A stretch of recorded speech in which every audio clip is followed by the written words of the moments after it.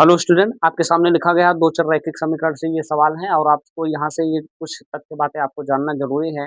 आपको ये जानना ज़रूरी है प्रतिच्छेदी रेखा क्या है, समपाती रेखा क्या है और समांतर रेखाएँ क्या होती हैं।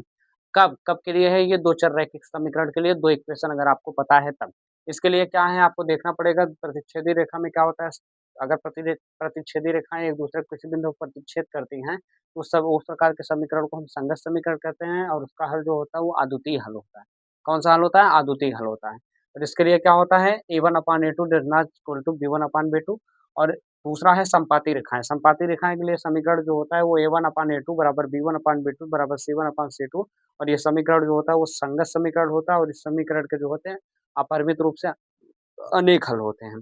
समांतर रेखा में क्या होता है इसके लिए समीकरण जो होता है वो A1/A2 बराबर B1/B2 बराबर C1/C2 और इस समीकरण को हम असंगत समीकरण कहते हैं और इस समीकरण का कोई हल नहीं होता। ये इतनी बातें आपको जानना है और यहाँ से आप 6 नंबर कंप्लीट कर सकते हैं। धन्यवाद।